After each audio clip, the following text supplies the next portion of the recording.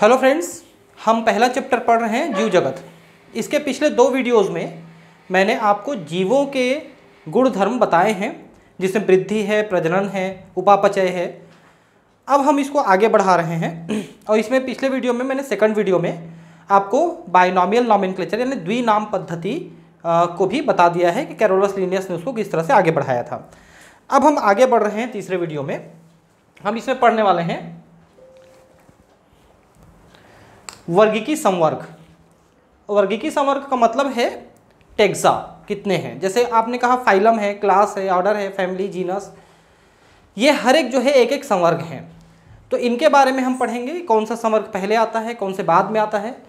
उसकी एक निश्चित हायरार्की रहती है और उसके आधार पर हम उसको लिखते हैं। और कभी भी किसी भी संवर्ग को उसके लिए जो जगह पोजीशन फिक्स्ड है उसी में रखा जाता है, उसके स्थान को परिवर्तित नहीं किया जा सकता। जैसे आपने फाइलम यानी संघ कहा तो वह हमेशा क्लास यानी वर्ग के पहले आएगा, वर्ग के बाद जो है गण यानी ऑर्डर आता है।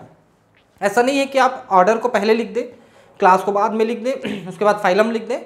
ऐसा कुछ आप नहीं कर सकते। उसका एक निश्चित क्रम है, उसी में आपको लिखना पड़ता है और उस क्रम को हम कहते हैं हायरार्की, है ना, हायरार्की। तो उसमें हम उसको रखते हैं, उसी को हम संवर्ग में पढ़ते हैं। कौन कौन से संवर्ग हैं। तो वर्गीकी संवर्ग, ठीक है। वर्गीकरण एकल सोपान प्रक्रम नहीं है, बल्कि इसमें पदानुक्रम सोपान होते हैं।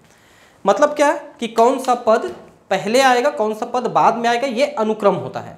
कहीं पर भी पदानुक्रम का मतलब है किसी के पदों का, उनके स्थानों का निश्चित होना कि आप यहाँ पर हैं, उसके नीचे ये है, उसके नीचे ये है, ठीक है। तो वो पदानुक्रम है जिसमें प्रत्येक सोपान पद अथवा वर्ग को प्रदर्शित करता है, ठीक है। और उसी को हम टैक्सॉन कहते हैं। जैसे वर्ग एक टैक्सॉन है, गण एक टैक्सॉन है ना, संघ एक टैक्सॉन है, उसी को टैक्सॉन या वर्ग कह रहा है यहाँ पर। क्योंकि संवर्ग समस्त वर्ग की व्यवस्था है, इसलिए इसे वर्गीकी संवर्ग कहते हैं, ठीक है। सभी में टैक्सॉन में अरेंज करना वो वर्गीकी संवर्ग कहलाता है। और तभी सारे संवर्ग मिलकर वर्गीकी पदानुक्रम बनाते हैं, है ना। टैक्सॉन सभी मिलकर के बनाते हैं इस संवर्ग को। प्रत्येक संवर्ग वर्गीकरण की एक इकाई को प्रदर्शित करता है। वास्तव में यह एक पद को दिखाता है और इसे प्रायः वर्गक या टैक्सॉन कहते हैं।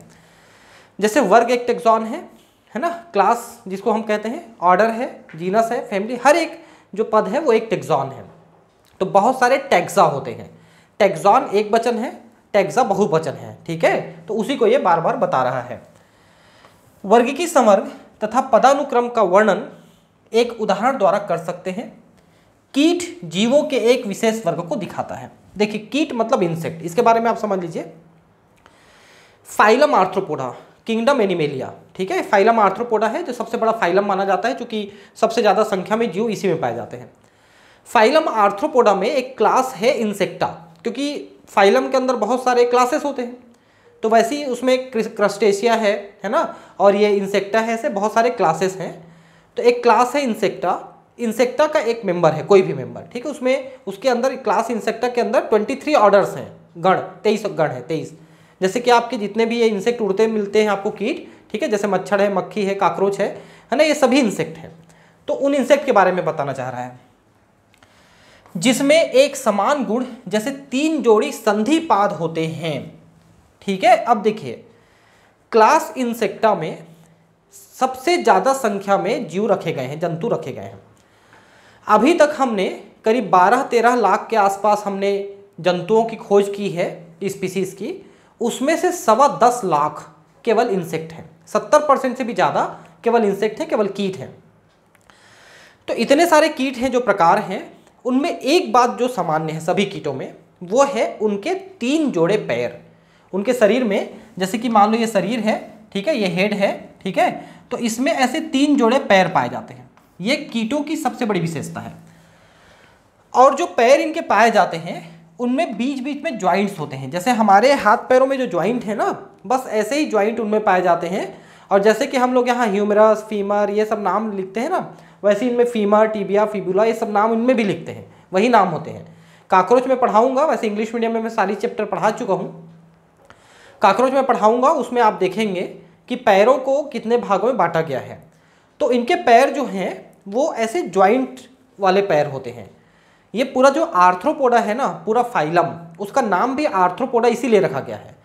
आर्थ्रोस का मतलब होता है ये ज्वाइंट, और पोडा का मतलब होता है पैर। जिनके पैरों में बहुत सारे ज्वाइंट होते हैं वो सभी मेंबर आर्थ्रोपोडा के हैं, और उसी में इंसेक्टा है, तो इनके पैर जो हैं ज्वाइंट वाले हैं। तो जितने भी इंसेक्ट हैं उनकी ये एक विशेषता तो आप देखेंगे जरूर कि 3 जोड़े पैर हैं और उनके पैरों में ज्वाइंट हैं।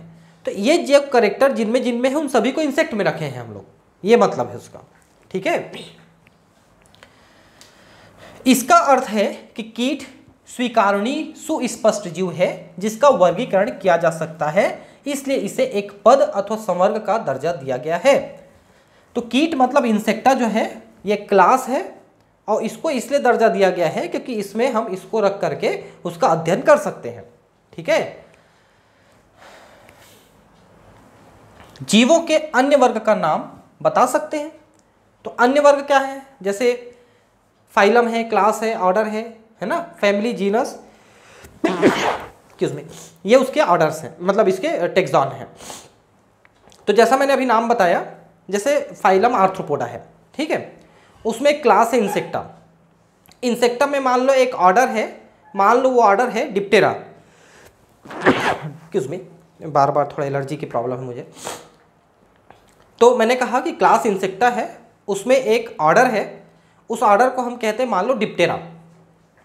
अब डिप्टेरा ऑर्डर में हम एक मॉस्किटो को रखते हैं जो पता नहीं क्या प्रॉब्लम है, बार बार छींके आ रही हैं आज तो, कोई बात नहीं, मैं आगे बढ़ रहा हूँ।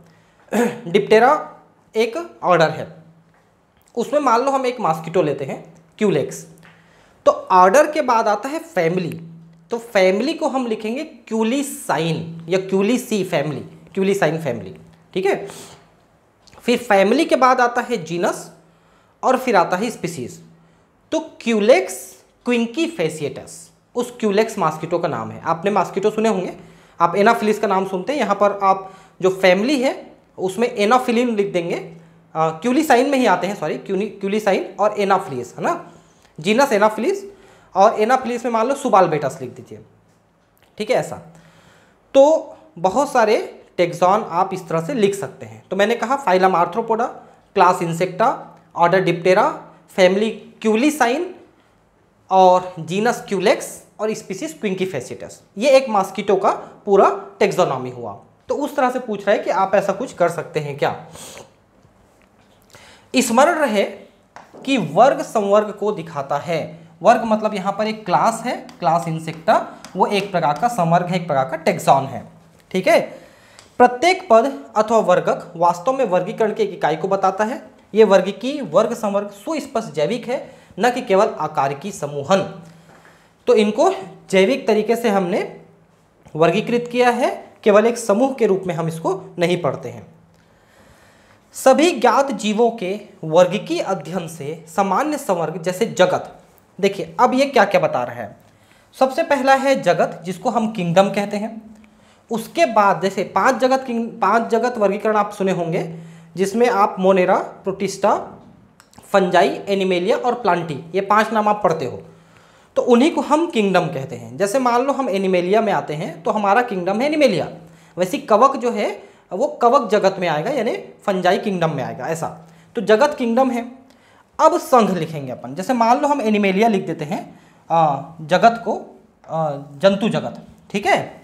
उसके बाद संघ या फाइलम, तो देखिए एनिमल में हम संघ या फाइलम शब्द का प्रयोग करते हैं। यहीं पर अगर पादप रहेगा तो उसके लिए हम डिवीजन शब्द का प्रयोग करते हैं, डिवीजन, ठीक है।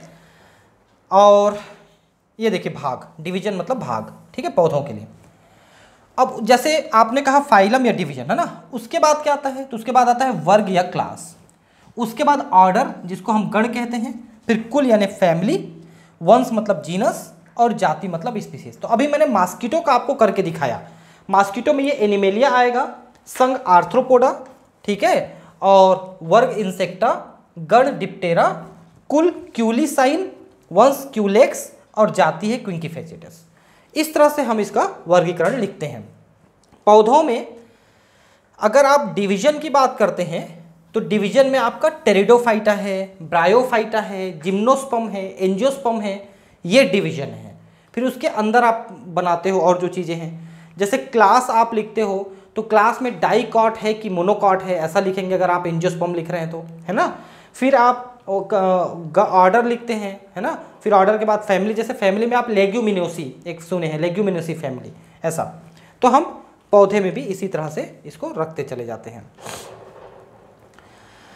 पौधों तथा प्राणियों दोनों में स्पीसीज सबसे निचले समवर्ग में आती है। हमेशा याद रखिए कि वर्गीकरण की इकाई है स्पीसीज या जाति, ठीक है, ये वर्गीकरण की इकाई है। हालांकि इसके नीचे भी होती हैं जिसको हम सब स्पीसीज या वेराइटी या बहुत सारे और भी विभाजित करते हैं, लेकिन किसी भी जीव की पहचान उसकी स्पीसीज से है। जैसे आप कुत्ता कहते हो डॉग, तो कैनिस फैमिलियरिस उसमें फैमिलियरिस सबसे छोटा है। अब आप कुत्ते की तो हजारों स्पीसीज, हजारों वेराइटी जानते हो, लेब्राडोर है ना, जर्मन शेफर्ड है, ऐसा बहुत सारे जानते हो, तो उनकी वेराइटी में आएंगे। तो अब वो कैनिस फैमिलियरिस के बाद आप उनको लिखेंगे कि ये इस वेराइटी का है, लेकिन कैनिस फैमिलियरिस कुत्ते का पहचान है। कोई भी कुत्ता आप देखोगे वो कैनिस फैमिलियरिस है, ऐसा है। तो स्पीसीज जो है वो सबसे छोटी इकाई है और वही किसी भी जीव या पौधे या प्राणी का वो पहचान होता है। अब आप यह प्रश्न पूछ सकते हैं कि किसी जीव को विभिन्न संवर्गों में कैसे रखते हैं। इसके लिए मूलभूत आवश्यकता व्यष्टि अथवा उसके वर्ग के गुणों का ज्ञान होना है, ठीक है। तो व्यष्टि का मतलब होता है किसी भी एक एनिमल या प्लांट, है ना। तो आप उसका क्लासिफिकेशन कैसे कर सकते हैं, कब करेंगे, जब आपको उसके बारे में सारी बातें मालूम हो जाएंगी, जो कम से कम वर्गीकरण के लिए आवश्यक बातें हैं वो आपको मालूम हो जाएंगी, तब आप उसका वर्गीकरण कर सकते हो। क्योंकि एक एनिमल अगर आपके सामने है और कहा जाएगा कि चलिए इसका वर्गीकरण करिए, तो आपको मालूम तो रहना चाहिए ना कि इसमें कैसे गुण हैं, तो वो किस फाइलम में होने चाहिए। कि मान लो इसमें जॉइंट लेग्स हैं तो आर्थ्रोपोडा का हो सकता है, इसमें स्तन ग्रंथि है तो मैमेलिया यानी कॉर्डेटा का मेंबर हो सकता है। आपको कुछ तो मालूम होगा ना, तब तो आप क्लासीफाई करेंगे। यह समान प्रकार के जीवों तथा अन्य प्रकार के जीवों में समानता तथा विभिन्नता को पहचानने में सहायता करता है, ठीक है। अब वर्गीकरण आप कर दिए तो क्यों किए, क्योंकि एक वर्ग में मान लो एक टेक्सॉन है, कोई भी क्लास है, ऑर्डर है, फैमिली है, उसमें आपने बहुत सारे जीवों को रखा। क्यों रखा, क्योंकि उनका आपस में समानता है। लेकिन एक दूसरा जीव है उसको आपने दूसरे में रखा, क्यों, क्योंकि इनमें और उनमें कुछ विभिन्नता है, कुछ अंतर है। तो दोनों के अंतर और दोनों की समानताएं, इनको आप वर्गीकरण के द्वारा समझ सकते हो। कि मान लो आपने फाइलम आर्थ्रोपोडा में 10 लाख 15 लाख जीवों को रख दिया, उनमें कुछ न कुछ एक बात समान है, लेकिन फिर आपने उसके 10 क्लासेस बनाए मान लो, तो 10 क्लासेस में अलग अलग ग्रुप में आपने रखा, मान लो 2-2 लाख 3-3 लाख एनिमल को रखा। तो ऐसा क्यों किया, क्योंकि वो 2 लाख के अंदर गुण समान है, इस 2 लाख के साथ थोड़ा सा डिफरेंस है, लेकिन उनके अंदर बहुत समानता है। फिर एक क्लास लिए, उसके अंदर आपने ऑर्डर बनाए। क्यों ऑर्डर बनाए, क्योंकि उस क्लास के सामान्य गुणों के अलावा उनमें कुछ में अलग गुण भी थे, तो उनको फिर अलग अलग किया आपने। तो मतलब ये है कि क्लासिफिकेशन को जैसे जैसे आप निचले स्तर तक लेके चले जाते हैं, उनके गुण अलग होते चले जाते हैं और उनमें एक के अंदर आने वाले में गुण ज़्यादा समान होते हैं। जैसे कि मान लो फाइलम आर्थ्रोपोडा में आपने 15 लाख स्पीसीज रखे होंगे या 10 लाख रखे होंगे, तो 10 लाख में 1-2 गुण समान होंगे, लेकिन उसके अंदर क्लास रखा। अब क्लास में, एक क्लास में जो रखे हैं उनके अंदर 10 गुण मिलेंगे, फिर एक क्लास के अंदर ऑर्डर, तो एक ऑर्डर में 20 गुण मिलेंगे। मतलब जैसे जैसे अंदर चले जाएंगे उनके अंदर के एनिमल्स में या प्लांट्स में गुणों की संख्या बढ़ती जाएगी, जो एक समान रहेंगे, ऐसा समान गुणों की संख्या बढ़ती चली जाएगी। तो अब बात करेंगे अपन स्पीसीज की, जो सबसे निचले स्तर में है स्पीसीज, इसकी बात करेंगे। यहां से हम ऊपर जाते जाएंगे। तो जैसा मैंने अभी एग्जांपल बताया आपको, कैनिस फैमिलियरिस आपने कहा, तो फैमिलियरिस उसकी स्पीसीज है कुत्ते का। बिल्ली के लिए आपने कहा फेलिस डोमेस्टिका, तो डोमेस्टिका उसकी स्पीसीज है, फेलिस उसका जीनस है। मैंजीफेरा इंडिका आम के लिए कहा तो इंडिका जो है उसकी स्पीसीज है ना। ब्रेसिका ओलेरेशिया आपने कहा गोभी के लिए, तो ओलेरेशिया उसकी स्पीसीज है। तो ऐसे करके स्पीसीज है, फिर उसके ऊपर जीनस आएंगे। तो जीनस जो है अलग अलग प्राणियों में एक हो सकता है, जैसे आपने कहा पेंथेरा लियो और पेंथेरा टाइग्रिस, दोनों की स्पीसीज अलग है, एक लायन है एक टाइगर है, लेकिन उनका जीनस सेम है, पेंथेरा, है ना। तो एक जीनस में मान लो 2 एनिमल आपने रख दिया या 3 एनिमल रख दिया, तो उनके बीच कुछ ना कुछ समानताएं हैं, लेकिन कुछ अंतर भी है, ऐसा। वर्गीकीय अध्ययन में जीवों के वर्ग जिसमें मौलिक समानता होती है उसे स्पीसीज कहते हैं, है ना। एक स्पीसीज में जितने भी मेंबर हैं वो आपस में एक जैसे रहेंगे, आपस में प्रजनन कर सकते हैं, और प्रजनन करने के बाद जो बच्चे पैदा होंगे वो भी प्रजनन करने में सक्षम होने चाहिए, तभी वो एक स्पीसीज के मेंबर कहलाएंगे जो प्रजनन कर रहे हैं। क्योंकि कई बार ऐसा होता है कि प्रजनन दो अलग अलग स्पीसीज में भी हो जाता है, जैसे गधा और घोड़े में प्रजनन हो जाता है, लेकिन उससे जो बच्चा पैदा होता है जिसको हम खच्चर कहते हैं, म्यूल, वो प्रजनन में सक्षम नहीं है। ये प्रकृति के नियम के विरुद्ध हो गया है ना, क्योंकि वो पैदा हो गया। तो अगर दोनों एक ही स्पीसीज के रहते, मान लो घोड़ा घोड़ा रहते या गधे गधे रहते, तो उनसे जो बच्चे पैदा होते या तो गधा या घोड़ा, तो वो प्रजनन सक्षम होते। तो मतलब ये है कि एक स्पीसीज का मतलब है उसके सदस्य आपस में प्रजनन भी कर सके और जो बच्चे पैदा हो वो भी प्रजनन कर सके, ये नियम है, तभी वो एक स्पीसीज के मेंबर कहलाएंगे। हम किसी भी स्पीसीज को उसमें समीपस्थ संबंधित स्पीसीज से उनके आकारिकी विभिन्नता के आधार पर उन्हें एक दूसरे से अलग कर सकते हैं, है ना। दूसरे स्पीसीज से वो अलग हो जाएंगे अगर आप उनको ठीक से स्टडी करके अलग अलग स्पीसीज में रखे हैं तो।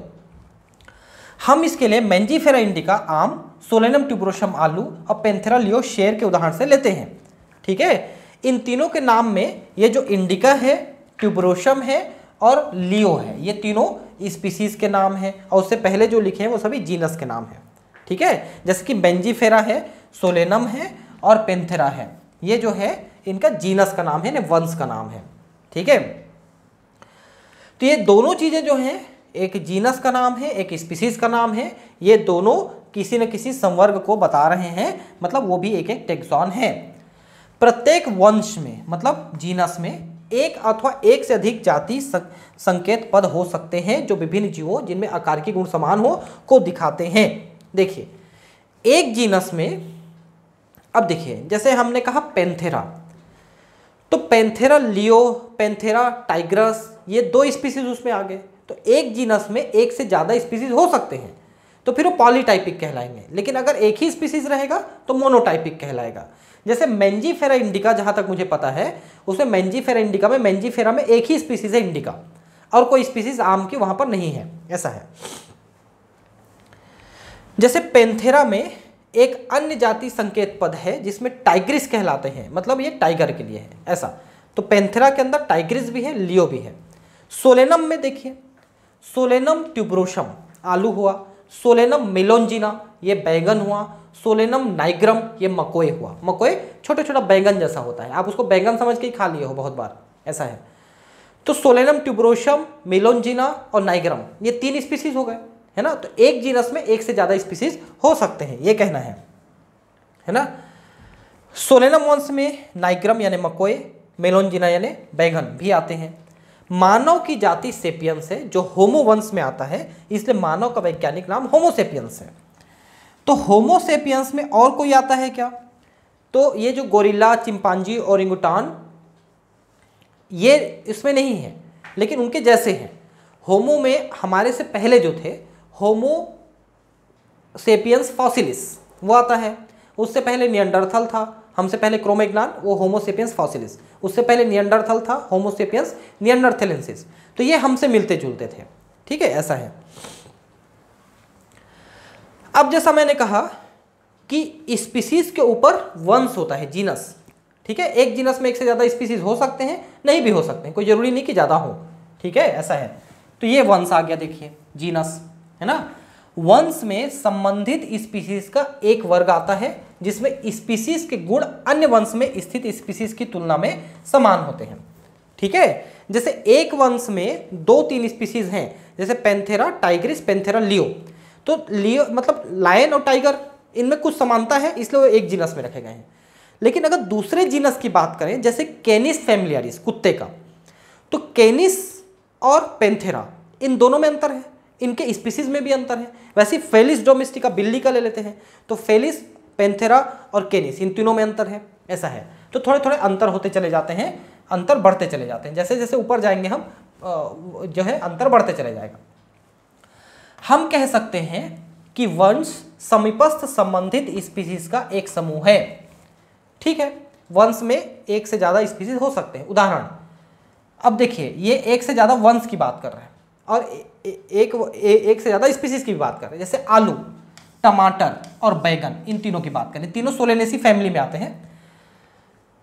आलू का है सोलेनम ट्यूबरोसम, टमाटर का है लाइकोपर्सिकम एस्कुलेंटम, और बैंगन का है सोलेनम मेलोंजिना। सोलेनम ट्यूबरोसम, सोलेनम मेलोंजिना और लाइकोपर्सिकम एस्कुलेंटम, ये तीनों का जीनस अलग अलग है। तो इनके अंदर जो स्पीसीज हैं उनमें अंतर आ गया। देखिए आलू, टमाटर, बैंगन तीनों लगभग अलग चीजें हैं, ठीक है। लेकिन ये सभी सोलेनेसी फैमिली में, मतलब सोलेनम वंश में आ रहे हैं। ये सभी सोलेनम वंश में आते हैं। गलत दिया है, ठीक है। टमाटर जो है सोलेनम वंश का नहीं है, टमाटर का है लाइकोपर्सिकम एस्कुलेंटम, सोलेनम नहीं है। हाँ, इसको काट के अगर हम यहाँ पर लिख दें मकोए, चलिए मकोए लिख दें तो ये सही हो जाएगा। सोलेनम ट्यूबरोसम, सोलेनम नाइक्रम, सोलेनम मेलोंजिना, ठीक है। ये तीनों एक ही वंश में आते हैं, सोलेनम, ठीक है। अब ये सोलेनम जो है एक फैमिली में आएगा, उसको कहेंगे सोलेनेसी फैमिली, और उस फैमिली में सोलेनम वंश के साथ दूसरे वंश भी आएंगे, ठीक है। जैसे कि धतूरा आता है, धतूरा एल्बा उसी वंश में, उसी फैमिली में आता है। तो हम ऊपर की बात करेंगे अपन। पैंथेरा लियो शेर, चीता, पैंथर पार्डस तथा पैंथर टाइगरिस, जिन्हें बहुत से गुण हैं, वे सभी पैंथेरा वंश में आते हैं। यह वंश दूसरे वंश फेलिस जिसमें बिल्ली आती है से भिन्न है। हालांकि बिल्ली भी शेर, चीते, तेंदुए इनसे काफ़ी मिलती जुलती है, लेकिन साइज में बहुत छोटी है, इसलिए पूरा वंश अलग कर दिया उसका, फेलिस है ना। वो बिल्ली को बोलते हैं ना शेर की मौसी है, तो कुछ मिलती जुलती तो है लेकिन वंश अलग हो गई, इसलिए काफ़ी डिफरेंस आ गया। अब एक से ज़्यादा वंश को हम एक कुल में रखेंगे, हमने अभी बात किया, ठीक है। जैसे आपने यहाँ पर एक वंश पढ़ा सोलेनम, ठीक है, इसको हम रखेंगे कुल में, और इसके साथ और भी दूसरे वंश को रखेंगे, जैसे धतूरा एल्बा को रख देंगे, धतूरा एक वंश है ऐसा, तो कुल अब थोड़ा बड़ा हो गया, ठीक है। अब इसमें जो एक से ज़्यादा वंश रहेंगे उनमें डिफरेंस बढ़ जाएगा, ऐसा है। अगला संवर्ग कुल है जिसको हम फैमिली कहते हैं, ठीक है, फैमिली। जैसे लेग्यूमिनेसी फैमिली आप पढ़ते हो, सोलेनेसी फैमिली पढ़ते हो। प्लांट के फैमिली आप सुने हो, एनिमल की फैमिली आप बहुत कम सुने होंगे, ठीक है। जैसे क्यूलिसाइडी है ना, होमिनिडी, ये फैमिली है एनिमल्स के। तो एक से ज़्यादा वंश जिसमें आते हैं जीनस, उसे हम फैमिली कहते हैं, ठीक है। अब जीनस यानी वंश स्पीसीज की तुलना में कम समानता प्रदर्शित करते हैं। तो आपको पता है एक स्पीसीज के सदस्य ज़्यादा समान है दूसरे स्पीसीज की तुलना में, लेकिन दोनों स्पीसीज एक ही वंश में आ रहे हैं, तो कुछ समानता है कुछ डिफरेंस है। कुल के वर्गीकरण का आधार पौधे के कायिक तथा जनन गुण हैं। इसको जरा ध्यान रखेंगे कि फैमिली में हम उनको रखते हैं जिनमें कायिक यानी सोमेटिक यानी शरीर का और जनन गुण में कुछ समानताएं रहेंगी, उनको हम एक फैमिली में रखेंगे। जैसे देखिए पौधों में 3 वंश है, सोलेनम, पिटूनिया और धतूरा, इन तीनों को हम एक फैमिली में रखें, सोलेनेसी फैमिली में, ठीक है। ये तीनों को सोलेनेसी फैमिली में रख दिए। जबकि प्राणी वंश में आप देखिए पैंथेरा एक जीनस आपने देखा जिसमें शेर, बाघ, चीता आ रहे थे। फेलिस आपने देखा जिसमें बिल्लियां सारी आ रही थी, ठीक है। और ये दोनों को, मतलब पैंथेरा को और फेलिस को, दोनों को एक कुल में रखा गया, फेलिडी। अब देखिए मैंने अभी कुछ देर पहले बताया था कि बिल्ली, शेर, चीते में भी कुछ समानताएं हैं, इसलिए उसको तीनों को एक फैमिली में रखा गया, मतलब थोड़े ऊपर में जाके, है ना। इसीलिए बिल्ली को मौसी कहा जाता है क्योंकि ये एक ही फैमिली के हैं। देखिए फेलिडी फैमिली के हैं, बिल्ली भी, शेर, चीता भी, ठीक है। इस प्रकार से बिल्ली और कुत्ते के लक्षण को देखोगे तो आपको दोनों में कुछ समानताएं कुछ विभिन्नताएं दिखती हैं, इसलिए दोनों को आप इसके ऊपर एक ऑर्डर में रखेंगे। जैसे अभी आपने एक फैमिली रखा कैनिडी, जिसमें कुत्ते, फॉक्स, ये सब एक कैनिडी फैमिली में आएंगे। फेलिडी फैमिली में कौन कौन आ रहे थे? बिल्ली, शेर, चीता, ये सब आ रहे थे। अब इनको हम एक ऑर्डर में रखेंगे, इसके ऊपर एक ऑर्डर आएगा, इनको रखेंगे कार्निवोरा ऑर्डर में, क्योंकि ये सभी मांसभक्षी हैं, तो कार्निवोरा ऑर्डर बना देंगे इससे ऊपर, तो इनमें एक समानता आ जाएगी। ऐसा है। आपने पहले देखा है कि संवर्ग जैसे स्पीसीज, वंश, कुल समान तीनों लक्षणों पर आधारित हैं। भाई कोई भी जो संवर्ग है वो समान लक्षणों पर आधारित है, समान लक्षण रहेंगे तभी उसके अंदर रहेंगे, चाहे वो एक स्पीसीज के अंदर हो, चाहे एक जीनस के अंदर हो, चाहे एक फैमिली के अंदर हो, वो समानता रहेगी तभी रहेंगे। प्रायः गण तथा अन्य उच्चतर वर्ग की संवर्ग की पहचान लक्षणों के समूहन के आधार पर करते हैं। अब इसके अंदर एक गण के अंदर कई फैमिली आएंगे, कुल आएंगे, है ना। गण में उच्चतर वर्ग होने के कारण कुलों के समूह होते हैं, मतलब अब कई कुल इसमें ग्रुपिंग करेंगे, रहेंगे, तब ये ऑर्डर बनेंगे। जैसा अभी मैंने कहा कि यहाँ पर कैनिडी और फेलिडी ये दोनों अलग अलग फैमिली हैं, इनको मिला के हम एक ऑर्डर बनाएंगे तो एक ऑर्डर बनेगा कार्निवोरा, ऐसा, ठीक है। जिनके कुछ लक्षण एक समान होते हैं, इसमें एक लक्षण कुल में शामिल विभिन्न वंश की अपेक्षा कम होते हैं। मतलब जैसे मैंने पहले बताया है कि आप जैसे जैसे ऊपर जा रहे हो उनके अंदर के एनिमल्स में या प्लांट्स में समानताएं कम हो रही हैं, ठीक है। एक स्पीसीज के अंदर समानताएं सबसे ज़्यादा हैं, एक जीनस के अंदर समानताएं थोड़ी कम हो गई, जीनस के ऊपर आए आप फैमिली, उसमें समानताएं थोड़ी और कम हो गई, ऊपर जाएंगे समानताएं कम होती जाती हैं, लेकिन समानताएं हैं, कम होती मतलब खत्म नहीं हो जाती। पादप कुल जैसे कॉन्वोल्वुलेसी, सोलेनेसी, इन दोनों को मिलाकर के पॉलीमोनियल्स गण में रखा गया है। पॉलीमोनियल्स होता है, सोनियल्स लिख दिया है, पॉलीसोनियल्स नहीं होता, मोनियल्स होता है, पॉलीमोनियल्स। अब एनसीईआरटी में इतनी गलतियां होंगी, ये सोचने वाली बात है, ठीक है। तो पॉलीमोनियल्स गण में इनको रखा गया है। कौन कौन से को? कॉन्वोल्वुलेसी फैमिली और सोलेनेसी फैमिली, इन दोनों को मिला के पॉलीमोनियल्स में रखा गया है। इसका मुख्य आधार पुष्पी लक्षण है, जबकि प्राणी में कार्निवोरा एक गण बनाया गया, इसमें फेलिडी यानी बिल्ली, शेर, चीता वाले का और कैनिडी यानी कुत्ते, फॉक्स वगैरह का, दोनों के कुलों को रख दिया गया है कार्निवोरा में, क्योंकि ये सभी मांसभक्षी हैं। तो गण में हमने कार्निवोरा देखा, अब पॉलीमोनियल्स देखा, है ना। अब देखते हैं क्लास, है ना। अब इसके गण के ऊपर क्लास आ जाएगा।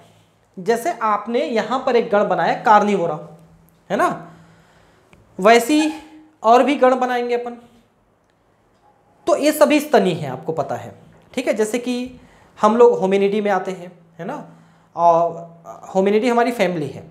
हमारा गण है प्राइमेट, हम लोग प्राइमेट गण में आते हैं, ऑर्डर प्राइमेट है, ठीक है। तो वैसे अब एक से ज़्यादा गण आप देखिए, एक आपने कहा कार्निवोरा, है ना, एक गण आपने कहा प्राइमेट, है ना, वैसी और भी बहुत सारे गण, इन सभी को मिला के हम अब एक क्लास में रखेंगे और उस क्लास का नाम रहेगा मैमेलिया। देखिए अब मैमल्स में आ गए हम लोग, तो क्लास थोड़ी और बड़ी हो गई।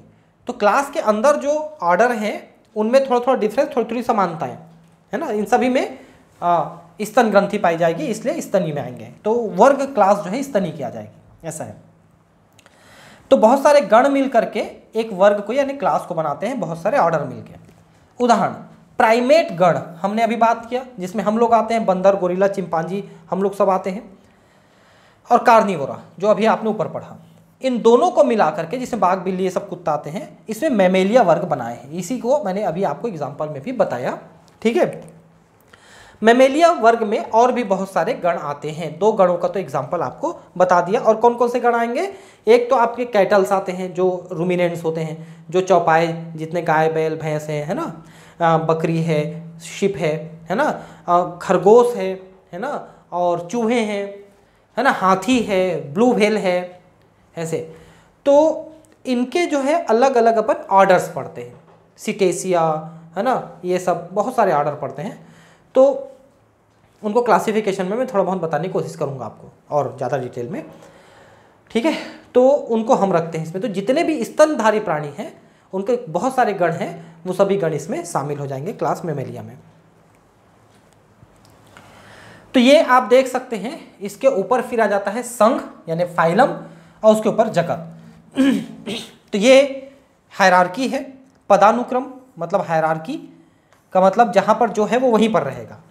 तो सबसे पहले रहता है, सबसे नीचे अगर आप देखें तो जाति है यानी स्पीसीज, फिर उसके ऊपर जीनस यानी वंश, फिर फैमिली यानी कुल, ऑर्डर गण, वर्ग क्लास, ठीक है। उसके बाद एनिमल रहेगा तो संघ या फाइलम, और प्लांट रहेगा तो डिवीजन या भाग, और उसके ऊपर फिर जगत यानी किंगडम।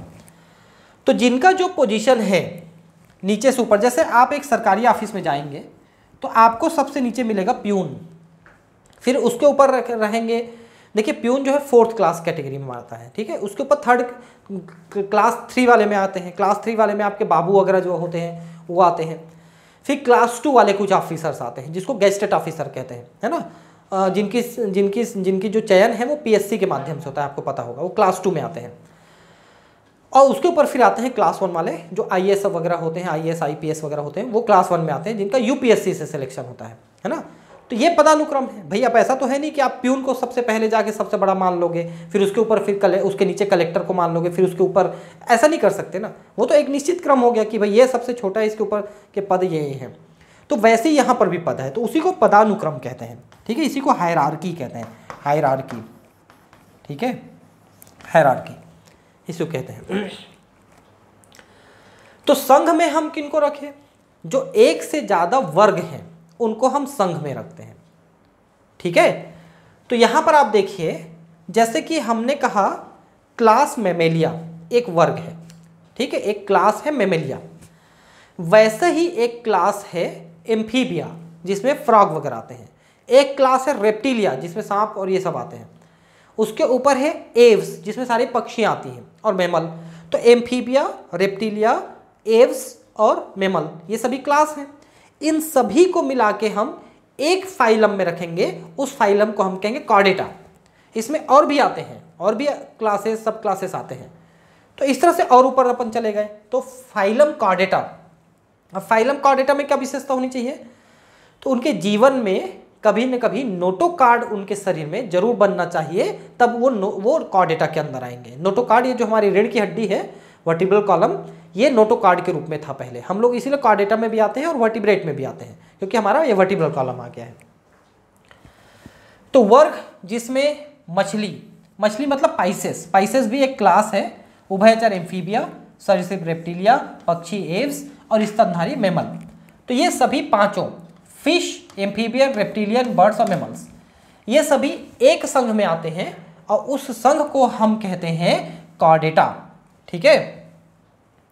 यहां पर लिखा है देखो, कॉर्डेटा संघ में रखा गया है क्योंकि इन सभी में एक नोटोकार्ड इनके शरीर में जरूर पाया जाएगा। दो चीजें होती हैं इनके शरीर में, देखिए, एक होता है नोटोकार्ड जो एक रॉड जैसा स्ट्रक्चर है, और दूसरा होता है डॉर्सल ट्यूबुलर नर्व कार्ड जो हमारी स्पाइनल कॉर्ड है। आपको पता है स्पाइनल कॉर्ड क्या है? ब्रेन से निकला हुआ एक पतले धागे जैसा स्पाइनल कॉर्ड होता है जो हमारे रीढ़ की हड्डी के अंदर है। जैसे पेन है तो पेन मान लो हमारी रीढ़ की हड्डी है, वर्टिब्रल कॉलम, इस पेन के अंदर रिफिल है, वैसी वर्टिब्रल कॉलम के अंदर हमारी स्पाइनल कॉर्ड है। तो वो जो स्पाइनल कॉर्ड है हमारे डॉर्सल साइड में है और ट्यूबुलर है क्योंकि वो अंदर से खोखला है। जैसे रिफिल अंदर से खोखला होता है वैसे स्पाइनल कॉर्ड अंदर से खोखला है। तो पेन वर्टिब्रल कॉलम है, उसके अंदर रिफिल स्पाइनल कॉर्ड है, और रिफिल के अंदर खोखला है, वैसे स्पाइनल कॉर्ड खोखला है। उसी को कहते हैं डॉर्सल ट्यूबुलर नर्व कार्ड, यानी पृष्ठीय खोखला तंत्रिका तंत्र। तंत्रिका रज्जु होता है एक्चुअली, तंत्रिका तंत्र लिख दिया है, तंत्रिका रज्जु स्पाइनल कॉर्ड, ठीक है, या नर्व कार्ड है ना, डॉर्सल ट्यूबुलर नर्व कार्ड या तंत्रिका रज्जु, इनको कॉर्डेटा में रखा गया। तो दो चीजें हैं, एक तो नोटोकार्ड है और दूसरा स्पाइनल कॉर्ड है। पौधों में इन वर्गों में जिनमें कुछ ही समान लक्षण होते हैं को उच्च समर्ग भाग डिवीजन में रखा गया है। अब डिवीजन में कौन आते हैं इसमें एग्जांपल नहीं दिया है, तो डिवीजन में आपका टेरिडोफाइटा है, जिम्नोस्पर्म है, एंजियोस्पर्म है, ब्रायोफाइटा है नीचे, ये सब डिवीजन में आते हैं। अब इनके अंदर और भी बहुत सारे फिर क्लास में, जैसे कि आपको मान लो पॉलीपेटली एक क्लास है, नहीं सॉरी मोनोकॉट एक क्लास है, डाइकॉट एक क्लास है। फिर क्लास के अंदर ऑर्डर आप कहेंगे तो ऑर्डर में वैसे आएंगे पॉलीपेटली, गेमोपेटली, है ना। फिर उसके अंदर फैमिली जैसे लेगुमिनेसी, है ना, फेबेसी, पोएसी, ये सब नाम आते हैं। फिर उसके बाद जीनस और जैसे आपका मान लो ट्रिटिकम स्टाइमम, ये जीनस और स्पीसीज गेहूं का, ठीक है। तो अब इसके ऊपर जगत है ना, तो जगत में 5 जगत वर्गीकरण जो सबसे पॉपुलर है, जिसमें मोनेरा जिसमें सभी प्रोकैरियोट आते हैं, प्रोटिस्टा में एक कोषीय यूकैरियोट, फिर फंजाई यानी कवक सारे, फिर एनिमेलिया यानी जंतु, और प्लांटी यानी पौधे, ये सब आते हैं। तो 5 जगत वर्गीकरण हैं, उनमें सभी को रखा गया है। जंतु के वर्गीकी तंत्र में विभिन्न संघों के सभी प्राणियों को उच्चतम समर्ग जगत में रखा गया है। जैसे सारे पादपों को पादप जगत में, सारे जंतु को जंतु जगत में, है ना। उसके अंदर जैसे जंतु जगत आप कहते हैं, तो जंतु जगत के अंदर कितने संघ हैं? तो 10 तो मुख्य संघ हैं जिसमें Porifera Coelenterata, protozoa, Porifera Coelenterata, ये सब आते हैं, है ना। और कुछ माइनर फाइला भी हैं, मतलब छोटे वाले संघ। ऐसा पादप जगत में विभिन्न भाग इसके अंदर आते हैं, जैसे कि किंगडम प्लांटी, तो उसके अंदर division bryophyta, division pteridophyta, division angiosperm, division gymnosperm ऐसा रखा जाता है। विभिन्न संघों के प्राणियों को एक अलग जगत एनिमेलिया में रखा गया है, जिनसे उनको पौधों से अलग किया जा सके। पौधों को प्लांटी जगत में रखा गया है ना। इनको पादप जगत और जंतु जगत हम कहते हैं। इनमें स्पीसीज से लेकर जगत तक विभिन्न वर्गीकीय समवर्ग को आरोही क्रम में दिखाया गया है। ये देखिए ऊपर चढ़ते हुए क्रम में दिखाया गया है। ये समवर्ग है, समवर्ग मतलब सभी एक टेक्सॉन है, स्पीसीज जीनस ये सभी एक टेक्सॉन है, और बहुत सारे टैक्सा। टेक्सॉन सिंगुलर फॉर्म है, ठीक है, और टैक्सा प्लूरल फॉर्म है, एक वचन और बहुवचन है।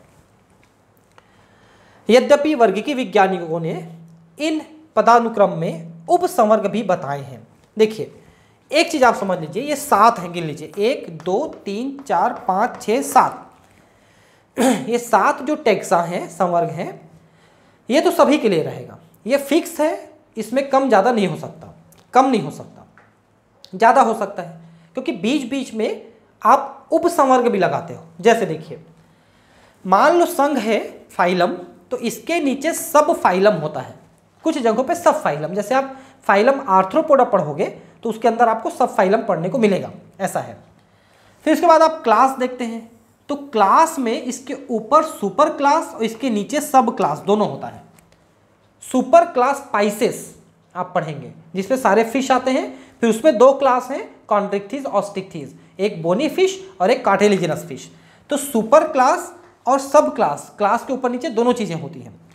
ऑर्डर, ऑर्डर में सुपर ऑर्डर रहता है, सब ऑर्डर तो मुझे ध्यान नहीं है, शायद नहीं रहता है, ठीक है। फैमिली, फैमिली में सब फैमिली जरूर है। जैसे कि आप एक फैमिली पढ़ते हो लेग्यूमिनोसी, उसके 3 सब फैमिली हैं। कौन कौन से हैं? एक तो है आपका सिसिलपिनॉइडी, दूसरा है मिमोसाइडी और तीसरा है पेपिलोनेटी। ये 3 सब फैमिली हैं जो एक फैमिली लेग्यूमिनेसी के अंदर आते हैं। तो फैमिली के अंदर सब फैमिली जरूर हो सकता है। जीनस, जीनस के ऊपर नीचे तो कोई चीज़ नहीं है। हाँ, स्पीसीज में नीचे में sub species, infra species, variety, बहुत सारी चीज़ें हो सकती हैं। तो मैं कह रहा था किसी भी जंतु या किसी भी पादप में जब वर्गीकरण करते हैं तो ये 7 चीज़ें तो उनमें जरूर शामिल रहेंगी। ये ऑब्लिगेट टेक्सॉन है, मतलब ये सभी तो जरूरी रहेंगे, लेकिन इनके बीच बीच में आगे पीछे भी कुछ उपसमर्ग जरूर जुड़े होते हैं, लेकिन वो हर एक बार नहीं मिलेगा आपको। हर एक जंतु में या हर एक पादप में आपको उपसमर्ग नहीं मिलेंगे, कुछ में मिलेंगे कुछ में नहीं मिलेंगे। लेकिन ये जो 7 संवर्ग हैं, जो मेन संवर्ग हैं, ये तो सभी में मिलेंगे, ये कहना है इसका।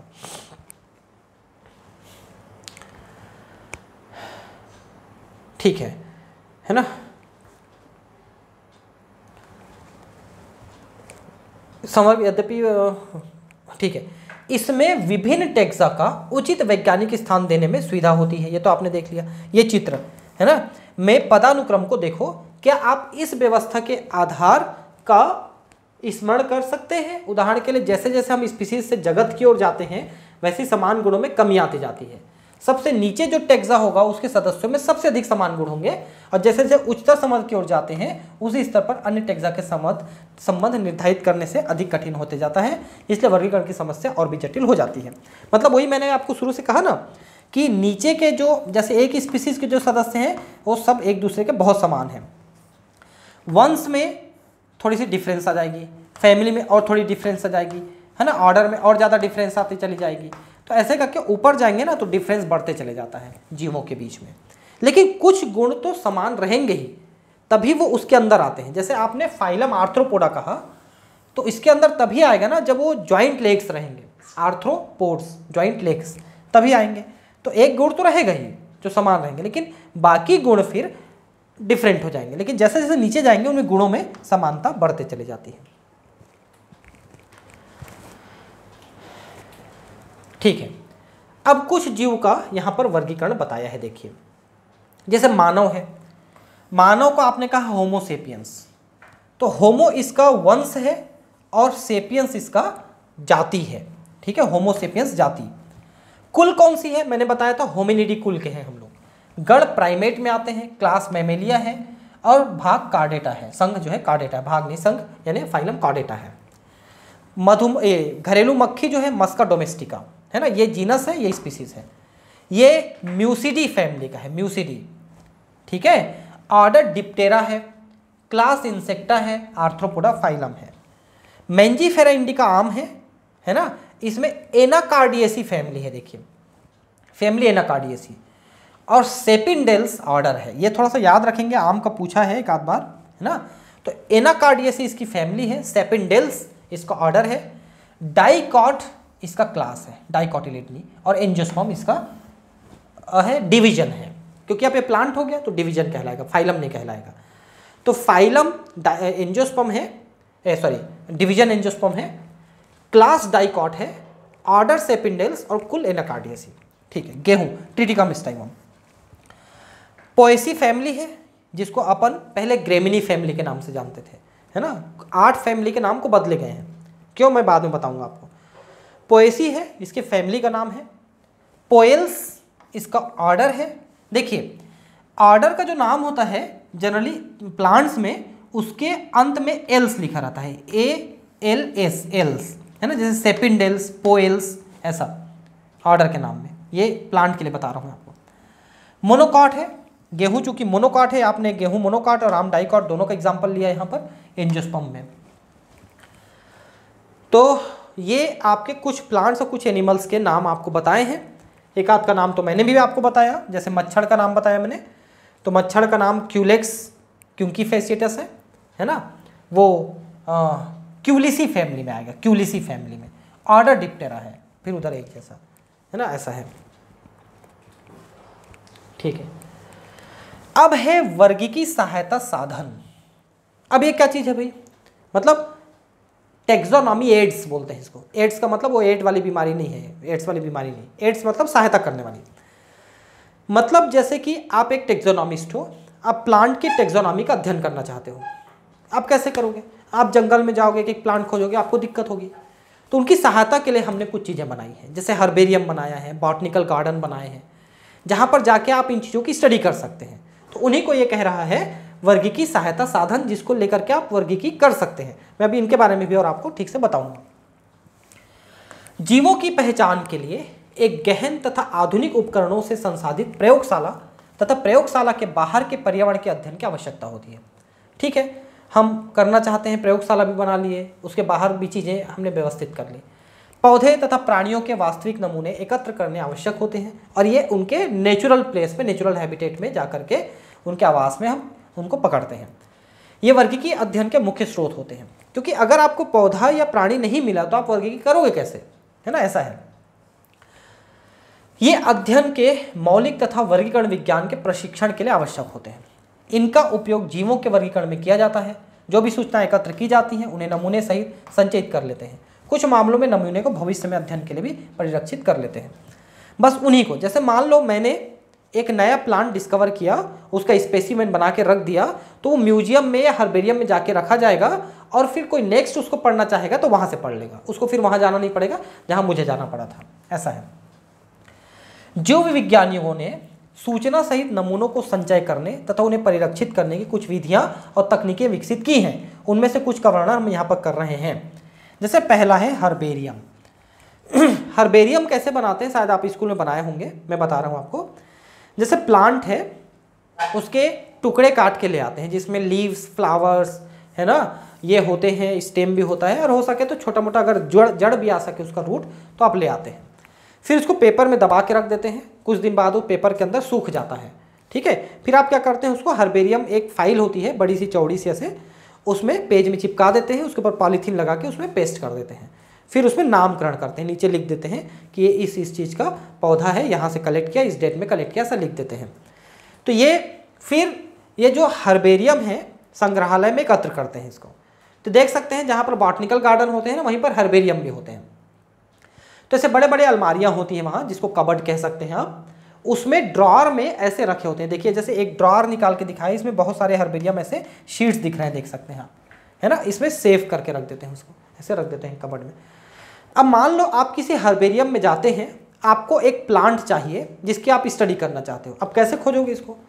तो इसका सिस्टम बिल्कुल लाइब्रेरी के सिस्टम जैसा होता है। बड़े लाइब्रेरी में अगर आपको जाने का मौका मिला हो, नहीं मिला तो मैं आपको बताता हूँ कैसे लिखते हैं लाइब्रेरी में, हर्बेरियम में।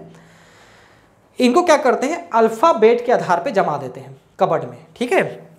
उसमें रैक का नंबर और ये कबर्ड का नंबर सब कुछ निर्धारित रहता है, लिखा रहता है सब जगह कि कबर्ड नंबर इतना है, उसके अंदर रैक नंबर इतना है, रैक में ये प्लांट के नंबर इतने इतने इतने इतने हैं, सबका नंबर लिखा रहता है, ठीक है। अब आपको मान लो एक प्लांट खोजना है, तो क्या करते हैं, इसके ना कैटलॉग बना रहता है, या तो जैसे वो डिक्शनरी रहता है वैसा कैटलॉग बना रहता है, या फिर ऐसे छोटी छोटी पर्चियों में कैटलॉग बना रहता है, ठीक है। तो आप पहले वो डिक्शनरी में खोजोगे आप, या उस पर्ची वाले कैटलॉग में खोजोगे कि वो प्लांट कहाँ पर है। तो वो मिला तो उसमें लिखा रहेगा कि इतने नंबर कबर्ड के, इतने नंबर रैक में, इतने नंबर का जो शीट है वो ये हर्बेरियम फाइल है या ये बुक है, ऐसा। फिर आप नोट कर लिए उसके कागज़ में, फिर ले जाके आप काउंटर में दे देते हो कि सर मुझे ये चाहिए। तो या तो काउंटर वाला आपको बता देगा कि यहाँ पर वो कबर्ड है, आप निकाल लो, और नहीं तो खुद जाके निकाल के ला के दे देगा आपको। ये सिस्टम होता है लाइब्रेरी का भी और हर्बेरियम का भी, ठीक है। तो उससे फिर आप निकाल के स्टडी करके फिर वहीं पर वापस रखना है, तो वापस रखने खुद को नहीं देते हैं उसको, फिर वो आप काउंटर में जमा करोगे, काउंटर वाला जा करके जो वहाँ पर लाइब्रेरियन होता है वो जाके वहाँ पर प्रॉपर उस जगह पे उसको रखता है, ठीक है। तो इस तरह से सिस्टम होता है हर्बेरियम का, और इसको रखे रहते हैं। इसमें दुनिया के सारे प्लांट्स के ला के रखे रहते हैं, ताकि आप कोई भी वहाँ जा करके आप किसी प्लांट की स्टडी कर सकें, क्योंकि आप दुनिया भर में नहीं घूम सकते ना, आपके पास इतना पैसा भी होना कोई ज़रूरी नहीं। लेकिन हर्बेरियम में आप जाके स्टडी करेंगे तो दुनिया के सारे प्लांट आपको वहाँ पर मिल जाएंगे, ऐसा है, ठीक है। अब ये हैंग हो गया भाई, अब ये क्या प्रॉब्लम हो रहा है देखिए, है ना। एक मिनट है, मैं थोड़ा सा ठीक कर रहा हूँ इसको।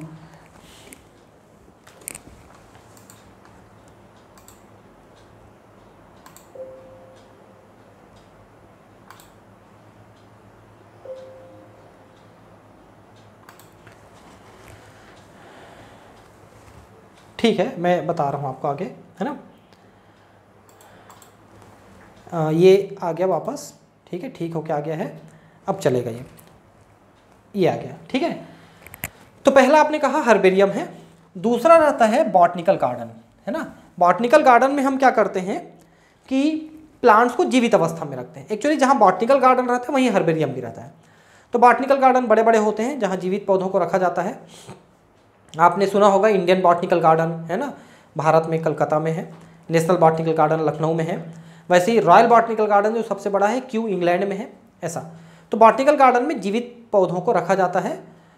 छोटे मोटे जू वगैरह भी रहते हैं वहाँ पर, साथ में एनिमल्स भी रखे जाते हैं, ठीक है। तो जैसा मैंने नाम लिया, royal botanical garden Q England में है, Indian botanical garden Howrah Bharat में है, और नेशनल बॉटनिकल गार्डन लखनऊ में है। ये तीनों आप जरा ध्यान रखेंगे, है ना। अब है संग्रहालय या म्यूजियम, ठीक है। जैसे आप अपने स्कूल में देखे होंगे कि स्पेसिमेंस में आपको एनिमल्स और प्लांट्स देखने को मिलेंगे, ठीक है। तो वो जो आपके कॉलेज में स्कूल में रखा है वो एक छोटा सा म्यूजियम हो गया, है ना। तो उस टाइप के स्पेसिमेंस जो मरे हुए प्राणियों का या प्लांट का स्पेसिमेन बना के रखते हैं वो छोटा मोटा म्यूजियम कहलाता है, ठीक है। उसमें देखिए जो ऐसा एक जार होता है, आप देखे होंगे, उस जार के अंदर वो एनिमल रखा रहता है। तो वो लिक्विड होता है ना, उसका नाम है फॉर्मेलिन, ठीक है, फॉर्मेलिन कहते हैं उसको। वो एक्चुअली फॉर्मेल्डिहाइड का 40% विलियन होता है। फॉर्मेल्डिहाइड HCHO, ये फॉर्मेल्डिहाइड है, इसका 40% विलियन जो होता है वो होता है फॉर्मेलिन, ठीक है। उसका विलियन है, उसमें उनको रखा जाता है तो वो सड़ते नहीं है, ठीक है। कीटों को मार करके डिब्बे में या जो हर्बेरियम शीट टाइप का इंसेक्ट शीट होता है उसमें रखते हैं। बड़े प्राणियों, पक्षी, स्तनधारियों को प्रातः भर कर परिरक्षित करते हैं। देखिए, बड़ा कोई प्राणी है, हम उसको चाहते हैं तो उसको हम ममीफाइड कर देते हैं। ममीफाइड का मतलब उसके अंदर के जो अंग हैं उनको निकाल देते हैं और उसमें हम चूना वगैरह भर करके उसका शेप बना देते हैं, तो ममीफाइड हो जाता है वो। कंकाल भी रखते हैं, आप कंकाल तंत्र देखे होंगे, बहुत सारे कंकाल तंत्र स्कूलों में, कॉलेजों में होता है। जो चूहे का, रैबिट का, है ना, वेरिनस का, बर्ड्स का, ह्यूमन का भी होता है, कोई जैसे मेडिकल कॉलेज वगैरह में ह्यूमन का होता है, कॉलेजेस में होते हैं। उसके बाद है प्राणी उपवन अथवा चिड़ियाघर, जिसको हम जू कहते हैं, जूलॉजिकल पार्क। तो जू भी एक्चुअली बॉटनिकल गार्डन टाइप का ही होता है। एक छोटे से एरिया को, जंगल का छोटे से एरिया को जू बना देते हैं। आपके शहर में भी जू हो सकता है ना, मैंने भी एक दो जगह देखा है जू, है ना। तो जू में क्या करते हैं, जैसे मान लो 100 एकड़, 150 एकड़, 100 एकड़, 200 एकड़ ऐसे ज़मीन को जो जंगल होता है उसको घेर देते हैं। फिर उसमें प्राणियों को जो है सुरक्षित स्थानों में रखते हैं। जैसे मान लो बड़ा सा ऐसे तालाब टाइप का बना दिया गड्ढा, उसमें टाइगर रख दिए, है ना, या ऐसे पिंजड़ा वगैरह रख दिए, उसमें रख दिए टाइगर को या एनिमल्स को। तो एनिमल्स को जगह जगह उनको सुरक्षित तरीके से रखा जाता है। या फिर जैसे छोटे छोटे एरिया को घेर दिया जाता है। जैसे मान लो जंगल का बड़ा एरिया आपने घेरा है, उसके छोटे एरिया को घेर दिया, उसमें आपने हिरण रख दिए, छोटे एरिया को घेर दिया, उसमें शेर रख दिया, ऐसा भी कर सकते हैं। तो ये आपका जू होता है। आप देख सकते हैं बहुत सारे एनिमल्स आपको दिख रहे हैं, सबके सब आप पहचानते होंगे, है ना। ये जो है पाए जाते हैं चिड़ियाघरों में, आप जाकर के देख सकते हैं। भारत में लगभग हर बड़े शहर में एक चिड़ियाघर होता है, वहाँ आप छोटा बड़ा चिड़ियाघर, वहाँ आप जाके देख सकते हैं, ठीक है। अब है कुंजी या चाबी, एक्चुअली ये है की। देखिए आइडेंटिफिकेशन की क्या होता है। हमने आइडेंटिफिकेशन की डेवलप किए हैं प्राणियों के, प्लांट के, एनिमल्स की पहचान के लिए। जैसे मान लो आपको एक एनिमल मिला, आपको लगा कि एनिमल आर्थ्रोपोड है, ठीक है। फिर आपको लगा कि एनिमल इंसेक्ट है, इतना आपने पहचान लिया, क्योंकि टेक्सोनॉमिस्ट हो आप तो थोड़ा बहुत तो आपको ऐसे ही पहचानना ही पड़ेगा, है ना। फिर इंसेक्ट है तो आप इंसेक्ट को पहचानने का की ले आते हो, मतलब एक बुक आती है, की मतलब बुक, ठीक है, उसमें उसके लक्षण लिखे रहते हैं, उसके सारे कैरेक्टर्स। जैसे मान लो आपने पढ़ा कि इंसेक्टा है, ठीक है, तो आपने कहा इंसेक्टा, मिल गया आपको बुक में इंसेक्टा। अब इंसेक्ट में 23 ऑर्डर हैं, तो किस ऑर्डर का हो सकता है, तो उस ऑर्डर के हिसाब से आप उसकी पहचान करेंगे। आपने कहा ठीक है डिप्टेरा ऑर्डर से इसका मैच हो रहा है। अब डिप्टेरा ऑर्डर है, उसके अंदर मान लो 10 फैमिली है, तो क्यूलिसाइन फैमिली है, एनोफिलिन की फैमिली है, मसाइडी फैमिली है, ऐसा करके मान लो 10 फैमिली है, तो उनमें किसी एक फैमिली से आपने मैच कर लिया, फिर उस फैमिली से जीनस में मैच कर लिया, फिर स्पीसीज में। तो उसके लक्षणों का अध्ययन कर करके आप उस बुक के लक्षणों से अध्ययन करके दोनों को मैच करके आप उसको पहचानते चले जाते हो कि कौन सा एनिमल है। तो इस तरह से एक आइडेंटिफिकेशन की डेवलप करते हैं। तो लगभग हर प्रकार के प्लांट का, हर प्रकार के एनिमल का अलग अलग आइडेंटिफिकेशन की डेवलप किया जाता है, और लगभग सभी का डेवलप किए हैं लोगों ने। एक आइडेंटिफिकेशन की मैंने भी यूज़ किया है अपने रिसर्च में, मैंने पीएचडी किया, तो पीएचडी मैंने मॉस्किटो पे किया है, फाइलेरिया पे। तो हम लोग मॉस्किटो को पहचानने वाले आइडेंटिफिकेशन की को यूज़ करते थे कि भाई एक मॉस्किटो पकड़ के लाए तो क्यूलेक्स है, एनाफिलीज है ना, कि आर्मेजीरस है, कि एडीज है, ऐसा हम पहचानते थे। फिर उसके अंदर की स्पीसीज पहचानने के लिए हम उसके आइडेंटिफिकेशन की को निकालते थे, फिर उसमें हम स्टडी करते जाते थे कि इसका पैर ऐसा है, इसका विंग ऐसा है, इसके थोरेक्स वाला पार्ट ऐसा है ना, वो सब हम स्टडी करते चले जाते हैं। तो धीरे धीरे पहचानते चले जाते हैं कि ये कौन से फैमिली, जीनस, ऑर्डर का है, वो मिलते चले जाता है। तो वो होता है आइडेंटिफिकेशन की। यह एक अन्य साधन सामग्री है जिसका प्रयोग समानताओं तथा असमानताओं पर आधारित होती है। पौधों तथा प्राणियों के पहचान में इनका उपयोग किया जाता है। यह कुंजी विपर्यासी लक्षणों जो प्रायः जोड़ों या युग्मों, जिसे युग्मित कहते हैं, के आधार पर होती है। ठीक है, कि मतलब कि मान लो ये क्यूलेक्स है तो इसका ये है, इसका ये नहीं है, ऐसा। ठीक है, ये बंद हो गया, मैं फिर से चला देता हूँ, कोई बात नहीं है, थोड़ा सा बचा है एक दो, ये आज थोड़ा सा दिक्कत कर रहा है, पता नहीं क्यों। हम इसको चलाते हैं, फिर से कोशिश करते हैं, चल जाएगा। एक्चुअली एक दूसरा यहाँ पर काम चल रहा है ना, इसलिए ये हैंग हो रहा है बार बार।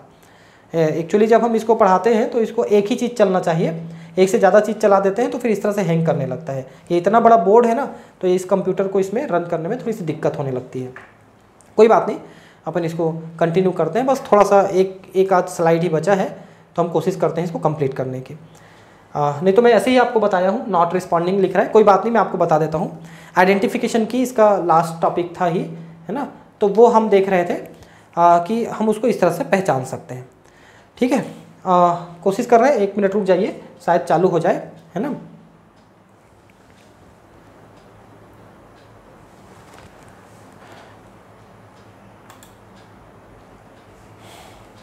ये चालू हो गया, कोई बात नहीं, है ना। तो देख लेते हैं और कोई स्लाइड इसमें बचा है क्या, फिर हम उसको भी कंप्लीट करा देते हैं, है ना। थोड़ी सी दिक्कत कर दिया आज शुरू से ये, कोई बात नहीं। ये देखिए, ये आखिरी ही है, इसके बाद एक और है, बस उसी को पढ़ रहे थे अपन, तो इसको कंप्लीट कर देते हैं, है ना। ये है ना। तो कुंजी में प्रत्येक कथन मार्गदर्शन का कार्य करता है और आप उसके द्वारा पहचानते चले जाते हो, है ना। पहचानने के लिए प्रत्येक वर्गीकी समवर्ग जैसे कुल, वंश तथा जाति के लिए अलग अलग वर्गीकी कुंजी की आवश्यकता होती है। तो हर एक जाति के लिए, वंश के लिए हम एक कुंजी का प्रयोग करते हैं और उसके आधार पर उस प्राणी का या उस पौधे का पहचान हम करते चले जाते हैं। विस्तृत वर्णन को लिखने के लिए नियम पुस्तिका, मैनुअल्स, मोनोग्राफ जिसमें एक विषय पर विस्तृत जानकारी हो तथा सूचीपत्र, कैटलॉग अन्य माध्यम हैं। अब इसको देखिए क्या कह रहा है। मैनुअल क्या होते हैं? किसी एक जगह में जो प्राणी, एनिमल और प्लांट होते हैं उनका जो लिस्ट होता है वो मैनुअल होता है। अब मोनोग्राफ क्या होता है? उसमें किसी एक प्रकार के प्राणी का डिटेल होता है, जैसे कुत्ते कितने प्रकार के हैं या आम कितने प्रकार के हैं, ऐसा, तो मोनोग्राफ हो जाता है। कैटलॉग क्या होता है? कैटलॉग में हम अल्फ़ाबेटिकल अरेंज करते हैं कि यहाँ पर ये प्रकार के प्लांट है तो अल्फ़ाबेटिकल नाम, या ये प्रकार के जंतु है तो उनका अल्फ़ाबेटिकल ABCD से हम उसका कैटलॉगिंग करते हैं। इसके अतिरिक्त यह सही पहचानने में भी सहायता करते हैं। फ्लोरा पुस्तकों में किसी क्षेत्र के पौधे तथा उसके व्यवस्थानों के विषय में जानकारी होती है। किसी एरिया में फ्लोरा और फाउना दो शब्द यूज़ करते हैं। फ्लोरा का मतलब उस एरिया में कितने प्रकार के पादप हैं और फाउना का मतलब उस एरिया में कितने प्रकार के एनिमल्स हैं, उनकी जानकारी हम देते हैं। ठीक है, तो वही है फ्लोरा का मतलब पौधों की स्पीसीज़ की जानकारी उसमें होती है। नियम पुस्तिका से उस क्षेत्र में पाए जाने वाली स्पीसीज़ को पहचानने में सहायता मिलती है। मोनोग्राफ पे किसी एक टेक्सॉन की पूरी जानकारी होती है। मैंने अभी कहा ना कि आम के बारे में या आलू के बारे में या कुत्ते के बारे में या बिल्ली के बारे में किसी एक के बारे में जानकारी देगा तो मोनोग्राफ है। ठीक है, तो ये कंप्लीट हो जाता है हमारा टॉपिक, है ना। अगला टॉपिक जो है जैविक वर्गीकरण यानी बायोलॉजिकल क्लासिफिकेशन मैं आपको पढ़ाने वाला हूँ। तो आप मेरे चैनल के साथ जुड़े रहें मित्र, और थोड़ा सा डिस्टर्ब हो कोई बात नहीं है, हम कोशिश करेंगे अगले क्लास में ना हो। और दूसरा ये कि अगर आपने सब्सक्राइब नहीं किया है अभी तक मेरा चैनल तो कृपया सब्सक्राइब कर लें, और हिंदी मीडियम के जो बच्चे हैं उनमें ये सारी चीज़ें पहुंचाने में मेरी मदद करें। ठीक है, तो मिलते हैं फिर अगले क्लास में, है ना। Thank you, bye.